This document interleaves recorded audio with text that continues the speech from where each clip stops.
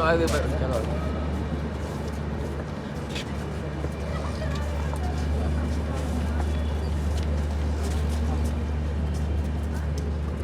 ਇਹ ਸਾਨੇ ਮੈਨੂੰ ਵੀ ਲਿਖਾ ਨਹੀਂ ਪਿਆ